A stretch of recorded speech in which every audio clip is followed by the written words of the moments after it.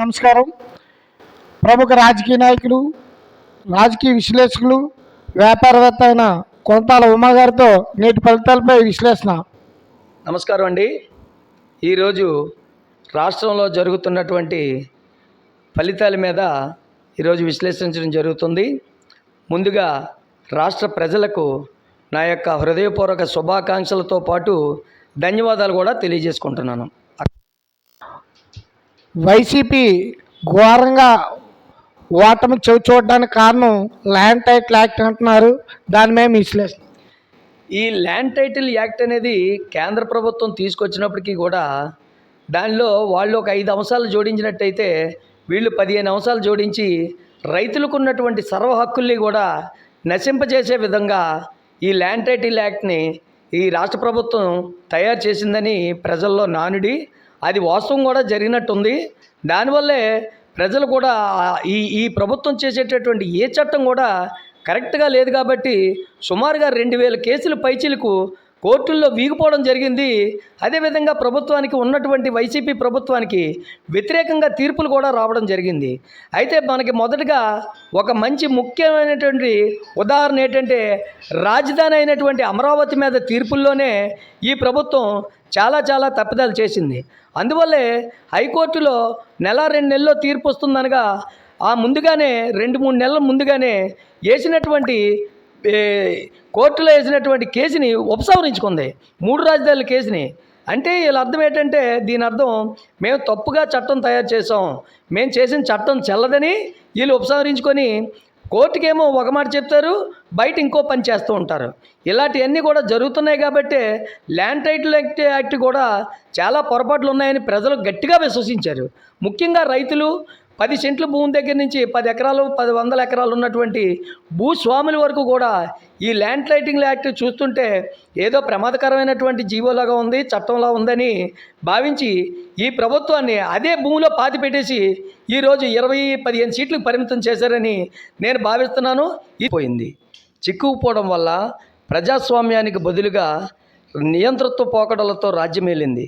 ఆ రాజ్యం వెళ్ళడంతో పాటు తీవ్ర అణిచివేతకు గురైన నేను గత 2 సంవత్సరాల క్రితం నుంచి కూడా నా యొక్క స్నేహితులు సన్నిహితుల దగ్గర 10 మంది కలిసి ఉన్నప్పుడు నేను విశ్లేషించేవాడిని. అది ఈరోజు నిజమైనటువంటి ప్రజలు తమ నిరసన కూడా వ్యక్తం చేసే అవకాశాన్ని ఈ జగన్మోహన్ రెడ్డి గారి ప్రభుత్వం ఇవ్వకపోవడం వల్ల ఈ విధమైనటువంటి ఫలితాలు వెలువడతాయని అందుకు నా విశ్లేషణ పరంగా నేను చాలా గర్వపడుతున్నాను. ఎందుకంటే ఎంతటి వారైనప్పటికీ కూడా సంక్షేమ పథకాలు ఇచ్చినంత మాత్రాన్ని ప్రజల్ని అణిచివేస్తాము అంటే ఎవరు కూడా ప్రజాస్వామ్య దేశంలో దానికి అంగీకరించరు. ఎందుచేతంటే ఎవరి జీవితాన్ని వాళ్ళు అనుభవిస్తూ ఉంటారు. సంక్షేమం అనేది ఈ ప్రభుత్వం ఇచ్చే ధనం, ప్రజాధనాన్ని సంక్షేమం కింద ప్రభుత్వం ఏర్పాటు చేసి లేని వాళ్ళకి ఇవ్వడం జరుగుతుంది. సేమ్ టైము ఈ ప్రభుత్వం ఇంత నీచంగా ఓడిపోవడానికి కూడా అనేక కారణాలు ఉన్నాయి. వాటిల్లో ఒకటోది ఏంటంటే మొట్టమొదటిగా వీళ్ళు 2019వ సంవత్సరంలో ఏదైతే ఎలక్షన్ క్యాంపెయినింగ్ మొదలుపెట్టారో అప్పటి నుంచి కూడా వీళ్ళ పార్టీ వైఎస్ఆర్ కాంగ్రెస్ పార్టీ అంటే అందులో రాజశేఖర రెడ్డి ఉన్నారని ప్రజలు భావించారు, ఆయన పేరు ఉందని. కానీ ఆ పార్టీలో రాజశేఖర రెడ్డి పేరు లేదు. ఆయనకు బదులుగా వై అంటే యువజన, ఎస్ అంటే శ్రామిక, ఆర్ అంటే రైతు కాంగ్రెస్ పార్టీని తీసుకొచ్చి వైఎస్ఆర్ కాంగ్రెస్ పార్టీ అని పెట్టి అక్కడే డూప్లికేట్ పార్టీ అని తేలిపోయింది. అది రాజశేఖర రెడ్డి గారి సంక్షేమ పథకాలు చేశారు కాబట్టి ఆయన దేవుడిగా కొలిచినప్పుడు కూడా ఈ యొక్క వైఎస్ఆర్ కాంగ్రెస్ పార్టీ ఆయన పేరు పెట్టి చలామణి అయ్యారు తప్ప వాస్తవంగా అయితే ఆ పార్టీలో ఆ పేరు లేదు, అక్కడే డూప్లికేట్ పార్టీ అయిపోయింది.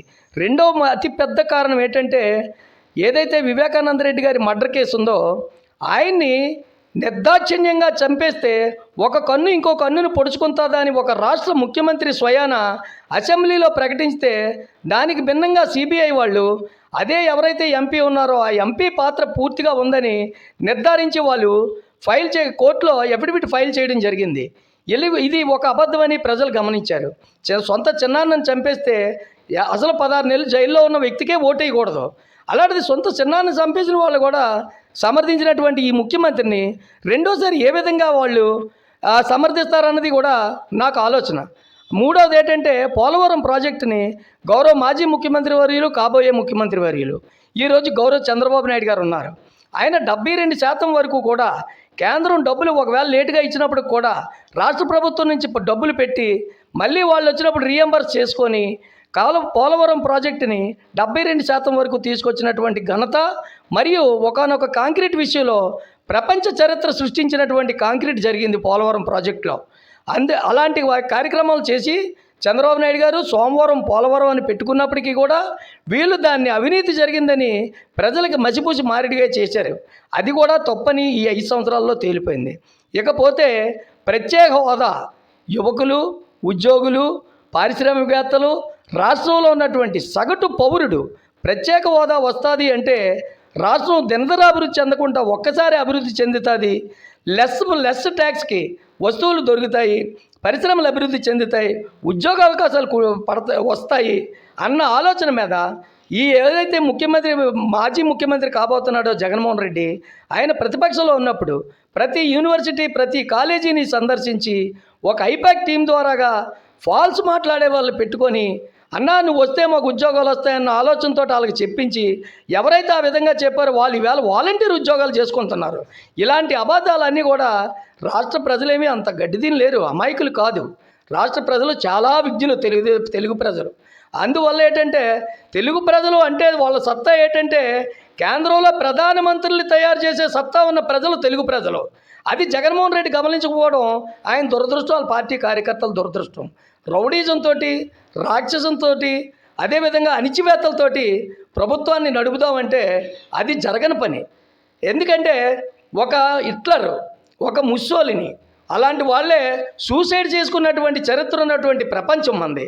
అలాంటి ప్రపంచంలో పుట్టి ఇండియాలోనే, ప్రపంచంలోనే అతిపెద్ద ప్రజాస్వామిక దేశం అయినటువంటి భారతదేశంలో ఒక అంతర్భాగమైన ఆంధ్రప్రదేశ్లో అణిచివేతలతోటి అప్రజాస్వామ్యకంగా పనికిరాని జీవోలన్నీ తీసుకొచ్చి ప్రజలు రోడ్డు మీద నిరసనలు చేయకుండా చేసిన తప్పుల్ని కప్పిపుచ్చుకునే విధంగా ప్రజలు బయటికి చెప్పనివ్వకుండా చేస్తే ఒక ఎమ్మెల్యేని రేవేటేసి, ఒక ఎంపీని కొట్టేసి, పోలీసుల చేత అక్రమ కేసులు బనాయిస్తూ, శవాలు డోల్ డెలివరీ చేస్తూ, ఇలాంటివన్నీ చేస్తూ ఉంటే ప్రజలు ఏమైనా అమాయకులు అనుకుంటున్నారా? వైసీపీ పార్టీ వాళ్ళు ప్రజలు ఎప్పుడు కూడా గుడ్డివాళ్ళు కాదు, మోగవాళ్ళు అయ్యారు మీరు చేసిన పనికి. ఆ మోగతనం ఓటు రూపంలో మీకు సరైనటువంటి గుణపాఠంతో నేను 2 సంవత్సరాల నుండి చెప్తున్నాను, సింగిల్ డిజిట్కే వైసీపీ పరిమితం అవుతుంది. ఇది తథ్యం. ప్రజల్లో అంత వ్యతిరేకత, అంత గుర్రుగా ఉన్నారని నేను చెప్పడం జరిగింది. గుర్రుగా ఉండడం వేరు, మౌనంగా ఉండడం వేరు, ఇంకో విధంగా ఉండడం వేరు. గుర్రుగానే ప్రధాన్ని వాడాము అంటే ప్రజలు ఆ యొక్క ముఖ్యమంత్రి, ఈ ముఖ్యమంత్రి వల్లే పాపం మంచి వాళ్ళైన కొందరు వైసీపీ నాయకులు కూడా ఎమ్మెల్యేలుగా, ఎంపీలుగా పోటీ చేసి ఈవేళ చిత్తుగా ఓడిపోతున్నారంటే దానికి కారణం వైఎస్ జగన్మోహన్ రెడ్డి. ఇది 2 సంవత్సరాల క్రితం నేను ఊహించాను. ఒకానొక టైంలో కొన్ని ఛానల్స్లో నేను ఇంటర్వ్యూ అడిగాను. దురదృష్టవశాత్తు వాళ్ళు నాకు ఇచ్చారు కాదు. ఇచ్చుంటే ఆ రోజుల్లో నన్ను అరెస్ట్ చేసి కూడాను. కానీ అది జరగలేదు. అదృష్టమో దురదృష్టమో. కానీ ఒకటి, నేను అనుకున్నటువంటి ఏదైతే సింగిల్ డిజిట్ అనుకున్నానో అది కొంత పెరిగినప్పటికీ కూడా ప్రతిపక్ష హోదా కూడా ఉండదని నేను భావిస్తున్నాను. సో దానివల్ల ప్రజలతోటి ప్రభుత్వాలు చాలా ఒళ్ళు దగ్గర పెట్టుకొని ఉండాలని ఈ విజయం ద్వారా జగన్మోహన్ రెడ్డి గారికి తెలియజేస్తున్నాను నేను. ఇది ఈ విధంగా ఉండడం వల్ల రేపు రాష్ట్రంలో చక్కనైనటువంటి చంద్రబాబు నాయుడు గారి నాయకత్వంలో కూటమి ప్రభుత్వం ఏర్పడబోతుంది. సంక్షేమంతో పాటు అభివృద్ధి కూడా ఉండాలి. అభివృద్ధి అంటే గోతులడిపోయిన రోడ్లకి స్పీడ్ బ్రేకర్లు వేయడం కాదు, రోడ్లు వేసి స్పీడ్ బ్రేకర్లు వేయడం అభివృద్ధి. అదేవిధంగా 4 బిల్డింగులు కట్టినోట్లకి మనకు పార్టీ రంగులు వేయడం కాదు, కొత్తగా కట్టిన బిల్డింగులకి పద్ధతిగా ఉన్నటువంటి కలర్స్ ఏవైతున్నాయో వాటిల్ని వాడాలి. అదేవిధంగా అభివృద్ధి అంటే 10 మంది ఉద్యోగస్తులకి తయారు చేయాలి, యువతకు ఉపాధి కల్పించాలి. ఇసుకను అమ్ముకున్నారు, మైన్స్ అమ్ముకున్నారు, ల్యాండ్స్ కబ్జా చేశారు. ఇవన్నీ కూడా వైసీపీకి అతి ఘోరమైనటువంటి ఓటమికి కారణం. అంతేకాదు విశాఖపట్నం రాజధాని అని మీరు అనుకొని మేము గెలుస్తాం అనుకున్నారు వైసీపీ వాళ్ళు. కానీ అది తథ్యం కాదు. ఎందుకంటే విశాఖపట్నం రాజధానిగా ఎవడో పనికిమాలిన రౌడీలు, గూండాలు తెల్ల పంచులు కట్టుకొని ఇక్కడ గూండాలలాగా ప్రవర్తిస్తూ ఉంటే విశాఖ ఉత్తరాంధ్ర ప్రజలు చాలా సౌమ్యులు. దానివల్ల వాళ్ళు యాక్సెప్ట్ చేయరు. అది జగన్మోహన్ రెడ్డికి ఆ విషయం కూడా తెలుసు. అయినప్పటికీ కూడా ఆయన ఏంటంటే రాజధాని మబ్బులో భూములు కొట్టేసే కార్యక్రమాలు కొందరు చేస్తుంటే కళ్ళు మూసుకొని ఉన్నారు. అది ఎంతవరకు ప్రజలు హర్షిస్తారన్నది కూడా జగన్మోహన్ రెడ్డి గారు ఆలోచించుకోలేకపోయారు. దాని కారణం కూడా ఈవేళ ప్రభుత్వం ఇంత చిత్తుగా పోవడానికి అదొక కారణం. అంతేకాదు 53 ఎకరాలు అడిగారు కేంద్ర ప్రభుత్వం వారు రైల్వే జోన్ ఇస్తామని, 53 సెంట్లు ఇవ్వలేకపోయారు ఈవేళ వరకు కూడా, అది ఒక ముఖ్య కారణం. అదేవిధంగా చంద్రబాబు నాయుడు గారు ఈ గత 5 సంవత్సరాలు కూడా మళ్ళీ ముఖ్యమంత్రి అయి ఉంటే ఈవేళ విశాఖపట్నం నుంచి లంకిలపాలెం వరకు మెట్రో అయ్యేది. ఆ మెట్రో కూడా ఒక పిల్లర్ కాదు, శంకుస్థాపన చేసిన రోజు లేదు. అదేవిధంగా కడప ప్రజలైన కూడా విజ్ఞులు ఈవేళ తిరగబడ్డారు. 2 సార్లు 3 సార్లు శంకుస్థాపన చేసినటువంటి స్టీల్ ఫ్యాక్టరీ ఈవేళ కూడా అది పని మొదలు పెట్టలేదు. అదొక కారణం. ఇలాంటి కారణాలన్నీ కూడా ఈవేళ వైఎస్ఆర్ జగన్మోహన్ రెడ్డి గారి పార్టీ ఇంత నీచంగా నికృష్టంగా ఓడిపోవడానికి కారణాలుగా నేను భావిస్తున్నాను. అంతేకాదు చెప్పాలి అంటే లైవ్ డిబేట్లో చాలా చెప్పొచ్చు, గంటల తరబడి చెప్పొచ్చు ఈ ప్రభుత్వ వైఫల్యాలు. 1, 2 నాకు తెలిసి 8 మంది 9 మంది ముఖ్యమంత్రులు చూశాను. ఏ ఒక్క ముఖ్యమంత్రి గారు కూడా, ఈవెన్ ప్రధానమంత్రిగా ఉన్న పివి నరసింహారావు అనకాపల్లి వచ్చారు, అప్పుడు కూడా సైడ్ని పరదాలు కట్టుకొని పర్యటించిన రోజు లేదు. కానీ ఈవేళ ముఖ్యమంత్రి గారు 2 కిలోమీటర్లకు హెలికాప్టరు, ఎక్కడికైనా వెళ్తే చెట్లు నరికేయడం, అదేవిధంగా సైడ్ని పరదాలు కట్టుకొని ప్రయాణించడం. ఇది ఏ ముఖ్యమంత్రి? ఎందుకు అంత అవసరం? ఏం థ్రెట్ ఉందని ఈ ముఖ్యమంత్రి గారు ఆ విధంగా ప్రవర్తించారంటే ఆయనకే తెలుసు ఎంత తప్పులు చేస్తున్నారో. ఆ కారణం చేతే ఆయన పరదాలు కట్టుకొని ముఖ్యమంత్రిగా పర్యటనలు చేశారు. ఉన్న సెక్యూరిటీ చాలదన్నట్టు పరదాలు కూడా కట్టించుకున్నారు. అంతేకాదు 2 రోజుల ముందు ఆయన వెళ్ళే ప్రాంతం అంతా కూడా కర్ఫ్యూ వాతావరణం. ఇదా ప్రజాస్వామ్యంలో దేశంలో చేయవలసిన పరిపాలన? ఈ పరిపాలన ప్రజలు యాక్సెప్ట్ చేస్తారు? ఎప్పుడూ కలలో కూడా యాక్సెప్ట్ చేయరు. ఈ అణిచివేతని ఈ ప్రజలు మాత్రం ఎప్పుడూ కూడా అణిచివేతని యాక్సెప్ట్ చేయరు.